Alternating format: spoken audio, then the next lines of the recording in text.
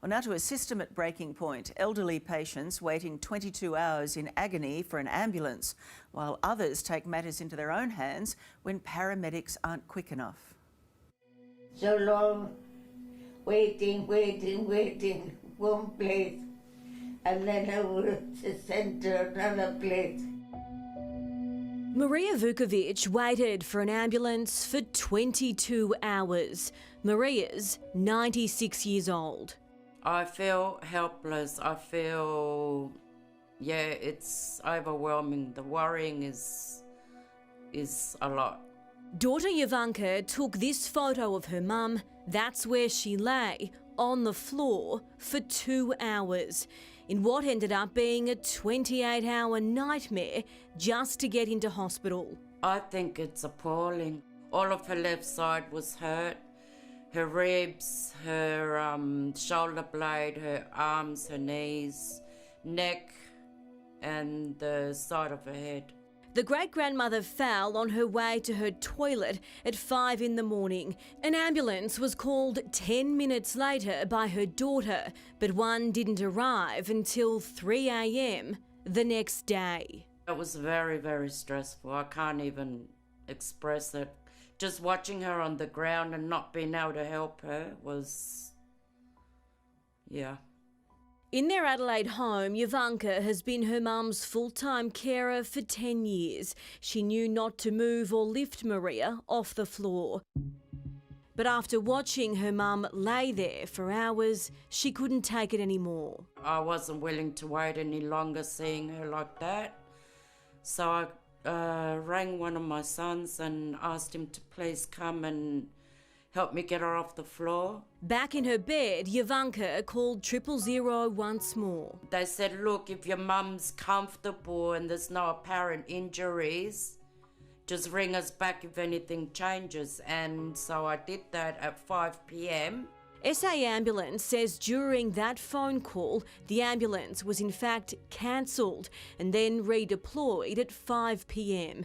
But Ivanka denies ever cancelling the ambulance. On oxygen, Maria lives with countless chronic health conditions like osteoporosis, lung disease and an irregular heart rate.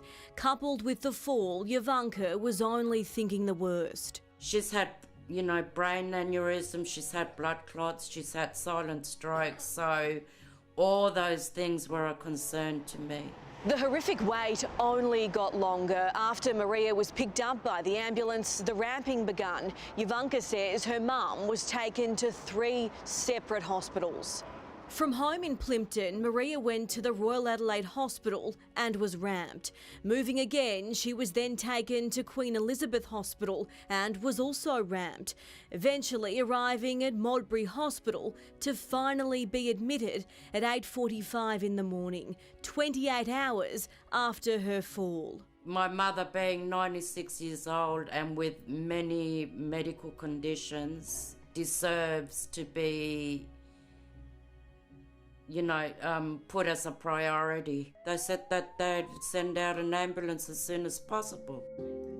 And that's also what was said to the Lucci family in Melbourne when 82-year-old Stella collapsed on the concrete footpath outside a restaurant in the Docklands. Mum felt a bit faint, started to lean on a pole to just hold herself up, and then we noticed that she was starting to lose grip and her legs were starting to give way, and we kind of grabbed her, but she collapsed to the ground.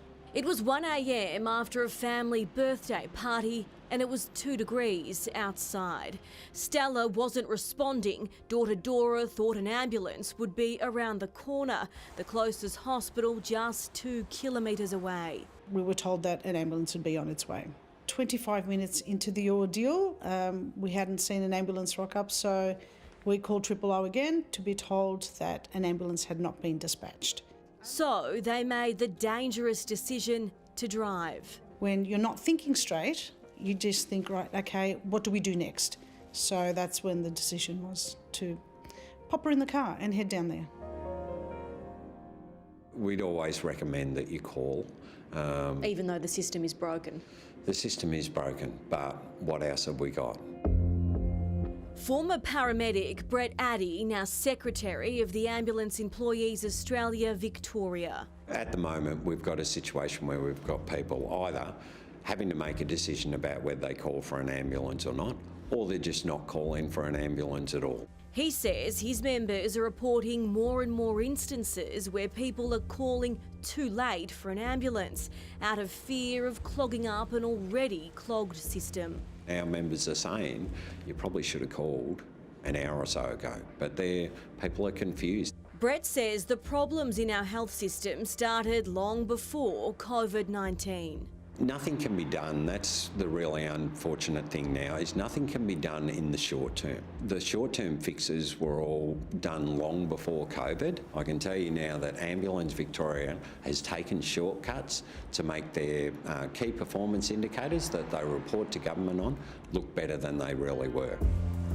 He claims Ambulance Victoria has been covering up how dire the situation is since 2015. So all those strains that were being put on the system, they're not reported on. You don't expect something like this in Melbourne in the year 2022, where you call an ambulance and you can't get a response, let alone one show up. In Maria's case, SA Ambulance stayed her wait was only 10 hours. Maintaining the initial ambulance was cancelled, a wait that's still too long.